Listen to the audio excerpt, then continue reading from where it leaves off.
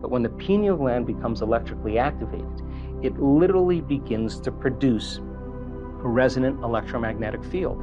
And now that begins to send a signal out, and those crystals stretch until they can't stretch anymore, and then the field reverses and it compresses those crystals, and all of a sudden you have a little antenna right up in your pineal gland.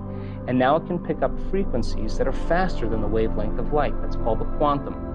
And all of a sudden now it will pick up a frequency and transduce. And a transducer is like a television. It takes a frequency and turns it into a picture. And all of a sudden the person has an inner vision.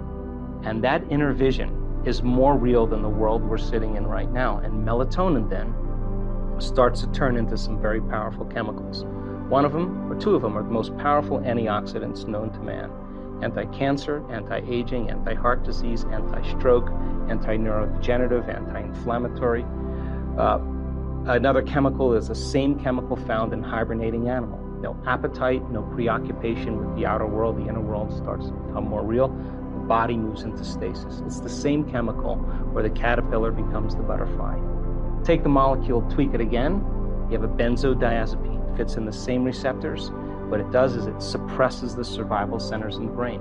Take the molecule, tweak it again, and now you have the same chemical found in electric eels, a very powerful biophospholuminescent chemical. Tweak it one more time, and now you have dimethyltryptamine, the most powerful hallucinogenic known to man. And now, the person's going on a vision, and that's why it's called the third eye. I call it the first eye because now it's releasing its elixirs, and we start having very profound dimensional experiences.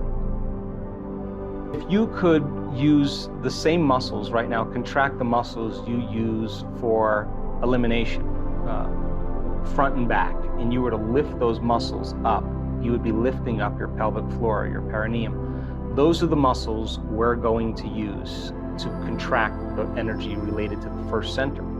If you were to pull your abdomen in and touch your belly button to your spine, you would be contracting second center, where you would begin to milk the energy out of the second center. If you contract your upper abdomen, now you're contracting the muscles that are related to that center.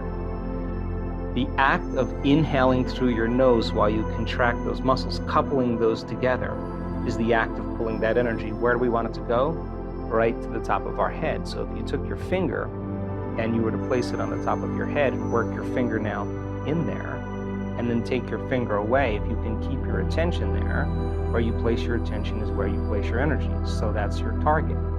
So the idea then is to close your eyes and to inhale, and at the exact same time that you inhale, to lift those muscles up and in, and with the intention of pulling the mind out of the body and liberating energy, pulling that energy all the way up into your brain.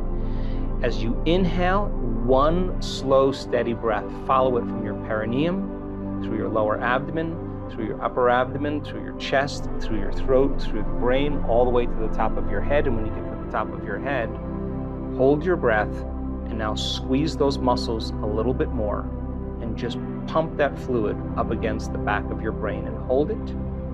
And then you exhale, relax, and feel. Now, in the beginning, when you learn anything, you have to practice it, and it's mechanical. But as you keep practicing, it'll become more intuitive and less step by step. It'll become one motion. So the act is inhale at the same time, perineum, lower abdomen, upper abdomen. And as you inhale, you follow that breath all the way up through your chest, through your throat. Keep inhaling through your brain to the top of your head.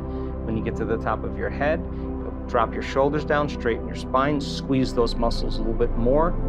Put your attention on the top of your head and just push that fluid a little bit, compressing the crystals of the pineal gland.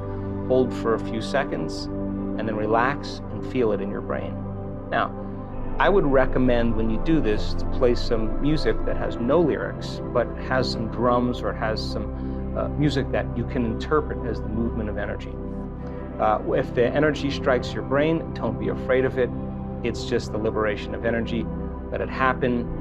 A moment, keep your eyes closed, and do it again. I would recommend 5 minutes in the beginning and work your way up to 10. Usually people who do it properly have a very significant amount of energy in their brain. We now know that this breath creates more brain coherence.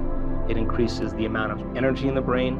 It activates the autonomic nervous system, and our brain scans show that it stimulates the pineal